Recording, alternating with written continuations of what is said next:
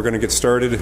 Don't want to slow down any important conversations happening right now, but if you could get ready. I'm going to call to order Department of Neighborhood and Business Development for the City of Syracuse public meeting for comments on the Program Year 49 Draft Action Plan for the HUD entitlement funds related to Community Development Block Grant, Emergency Solutions Grant, and the Home Program, known otherwise as CDBG, ESG, and Home.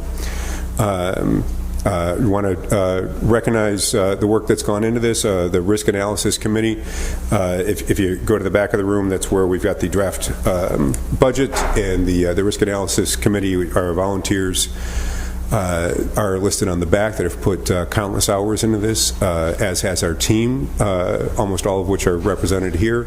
Elizabeth Wengert heads the grants team. She was the one receiving people and bringing in your cards. If you want to speak and you have not filled out a yellow card, please see Elizabeth right at the door and she will do so. Work with you to get that filled out and get that to me so you have a chance to speak. We're going to do 2 minutes of comments. We've also got Sue McMahon, who runs the Emergency Solutions Grant, Diane Sherwood, who runs the Home Grant, and Deputy Commissioner of Neighborhood Development, Michelle Sapansky here. Face for everybody that's been here for these before, John Drury, our stenographers never get called out, but this is his last time doing this for us. And so I asked him a little while ago how long he's been doing it, and it turns out he's done every single one that we've done starting in 1973. We're in your program, year 49, so you can do the math. So John, thank you for your service to the City of Syracuse and specifically to Neighborhood and Business Development for this.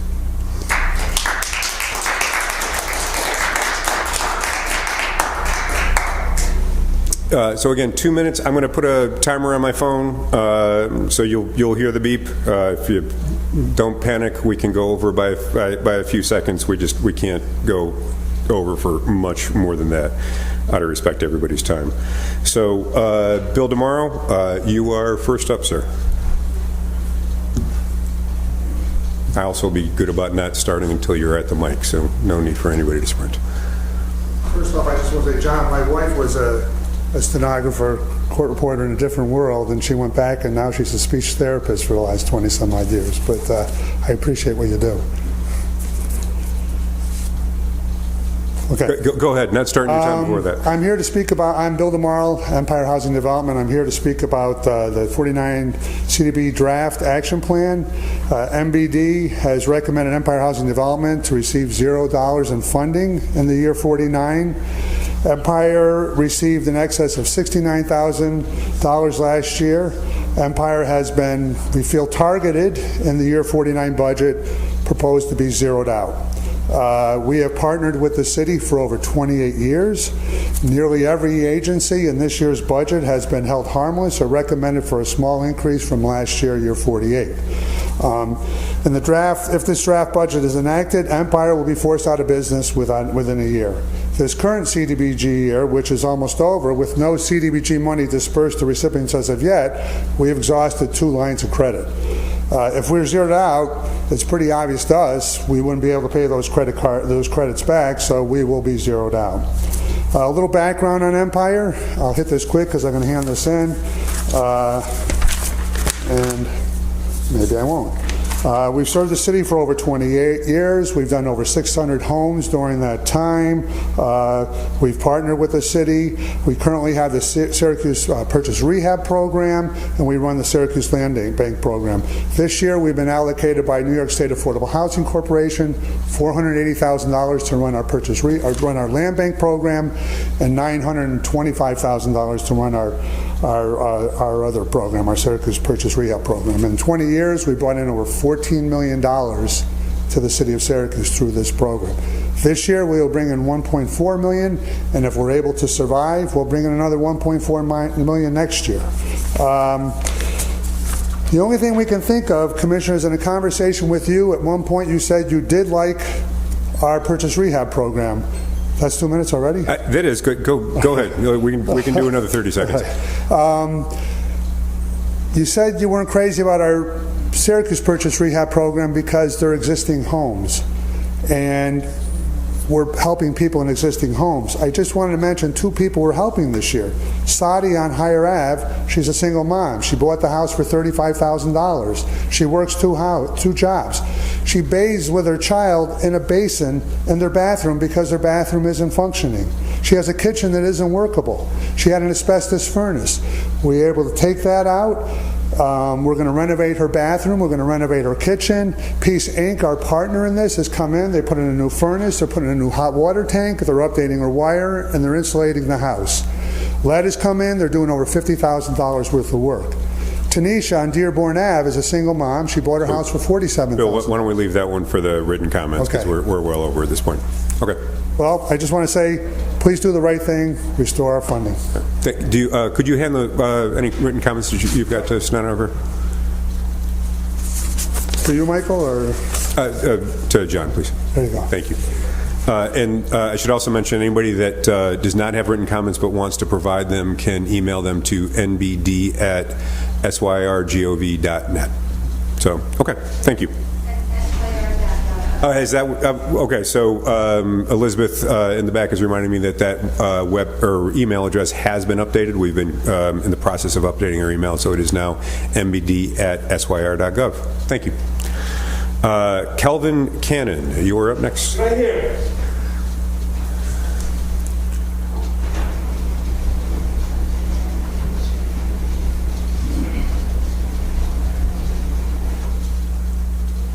Right here. Okay. Up right here. Kelvin, if you could step up just a little bit more for that mic to pick you up. You're great right there. Perfect. Can you hear me? I can. If you could lift that mic. There we go. Mic is up a little bit. We want this is being recorded on YouTube, so we just want to make sure people are heard on the internet as well. Okay. My name is Kelvin Cannon. I am a person who is legally blind. I'm also a United States Marine Corps vet. I have not got anything from the VA as of yet, but as a Empower Housing recipient, I'm grateful for everything they've given me. I live at 1812 Valley Drive. If anybody would like to come by and see my house, I'd be more than happy to show it to them. If it wasn't for 1812, if it wasn't for Empire Housing, I couldn't have the lights to see. I couldn't walk. I couldn't get around, all because of my sight. They gave me new lights. They put carpet on my floors. Everything is light and dark for me. For all the stuff they've done around my house, I couldn't make it without them. I need them. I got people supporting them. I've been telling everybody about Empire Housing. I just got the news that they want to defund housing. My question is, how can you defund when people who needs help can't get the help? Yeah, you can buy a house, but how are you able to maintain it if you can't afford to get the help and grants to maintain a house? So I'm asking, by all means, I'm pleading. If it takes me to beg, I'm begging. Please do not defund Empire Housing. I got at least 5 people right now hoping, waiting to allow Empire Housing to help them. I'm spreading the good news. I'm asking whoever sits on this board, whoever this committee is, please do the right thing and take care of Empire Housing. Because without them, there's no us. So we need them. And I'm asking, once again, I'm asking, please do right by them. That's all I'm gonna say. And I hope y'all do the right thing. Thank you for your time. Sorry to bother you, but I appreciate it. Thank you, Mr. Gannon. And public comments are never a bother. I appreciate you being here. Yep. Thank you.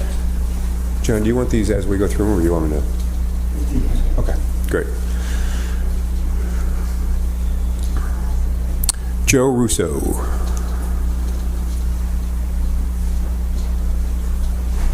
Good evening. My name is Joe Russo. I live at 877 Lancaster Avenue. I'm a lifelong city resident. I'm on the Empire Board. I've been on the board for many years. I believe in what they're doing, and I'm not going to talk about their accomplishments. That'll all be in the written comments, and I think we've already documented that. So what I want to talk about is the process. There was no evaluation given to Empire. There was no back and forth. There was no plan for improvement. We don't even know if they need. We don't even know if they need improvement. It doesn't seem so to us. So the process seems a bit flawed to me. Now, I worked for community development in the 70s. Year 3, a CDBG program. Okay, we had the RAC, the Risk Assessment Committee. Then was called the Community Development Advisory Committee, and I remember a fellow named Larry Briggs was the chairperson of it for many years. And as staff, we would staff that Citizens Advisory Committee, and we would listen to their input, and people on that committee had agendas, and some had axes to grind, but as staff, you know, their input was only worth so much. So it's not really the committee that's making recommendations, it's the staff that's looking to defund this worthy group. Okay, without any evaluation, this came out of left field. Last year they received an increase over the year before, and then all of a sudden they're completely defunded, and they're the only organization defunded. Okay, they've been gone to zero. So there needs to be an explanation for this and for the process. Okay.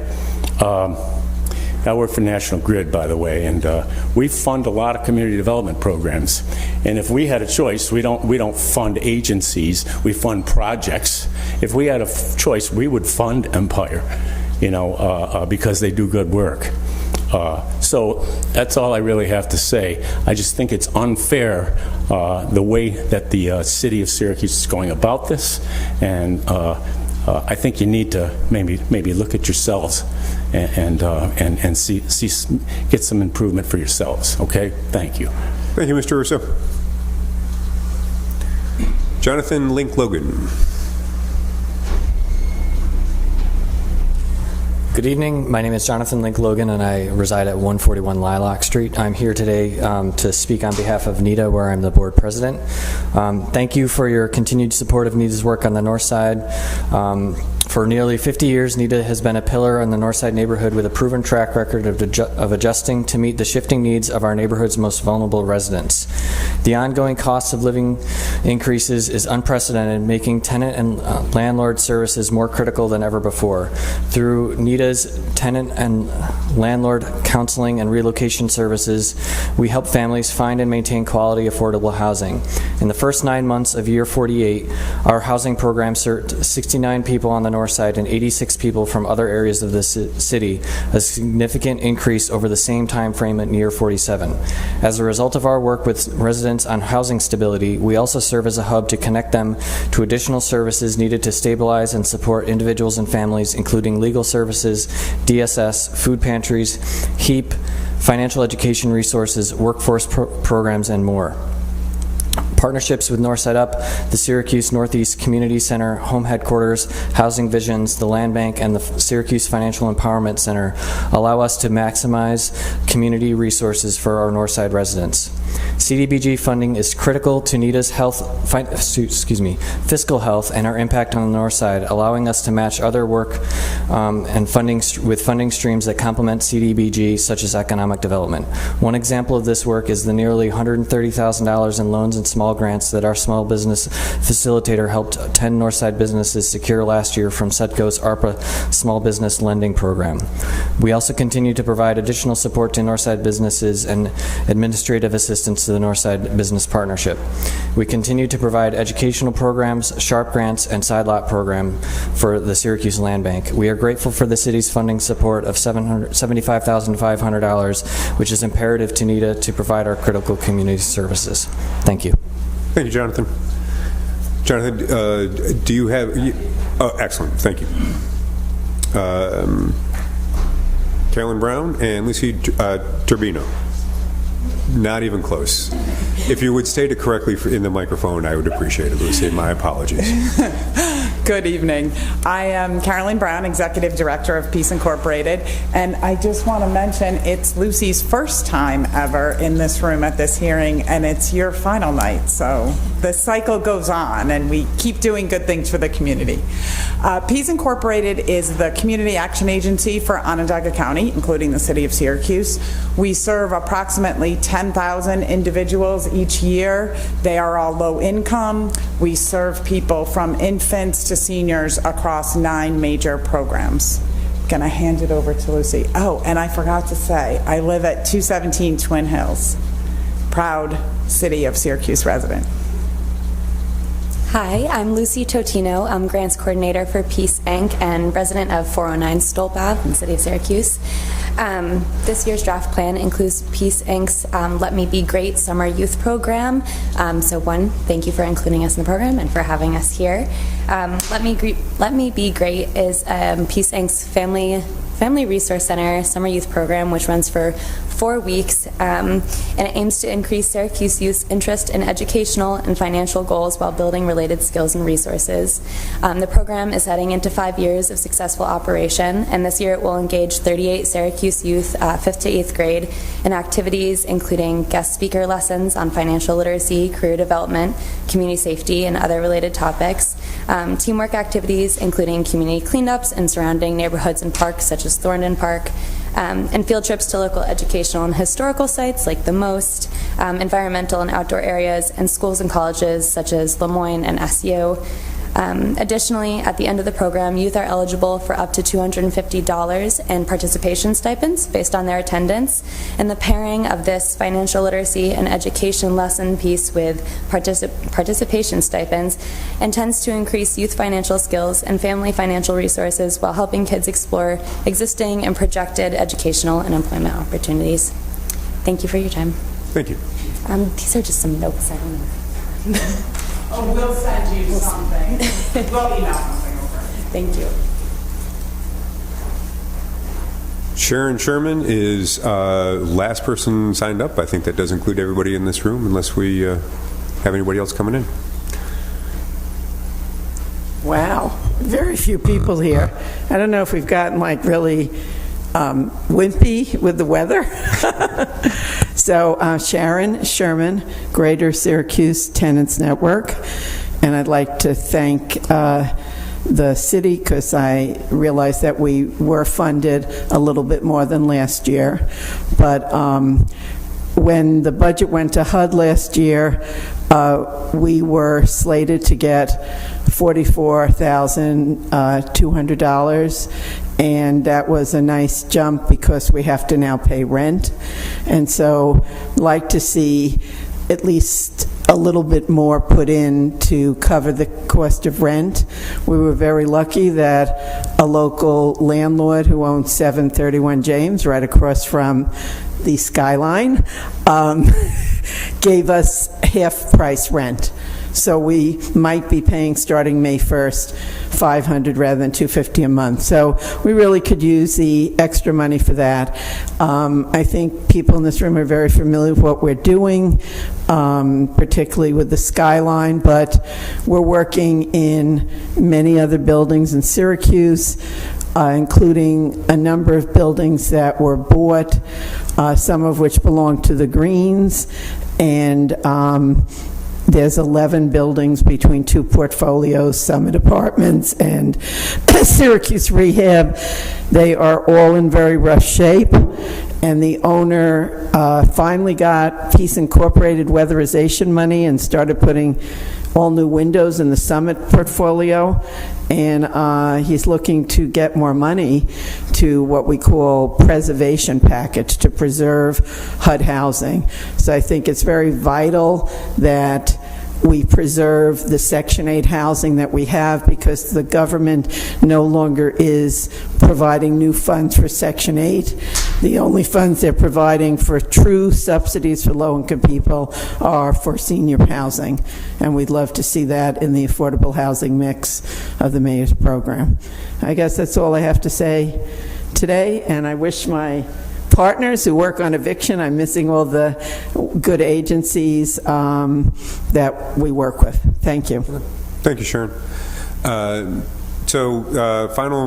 Final closing remarks. The Common Council, we expect will hold a hearing as is tradition, and we will send that out through the listserv when the council announces a date for that. Our public comment period is open until 9 a.m. on March 13th, so if you do want to send in additional written comments, we're very, very much looking forward to receiving all the comments that we can. So, okay, thank you very much. Appreciate you coming out on a cold night.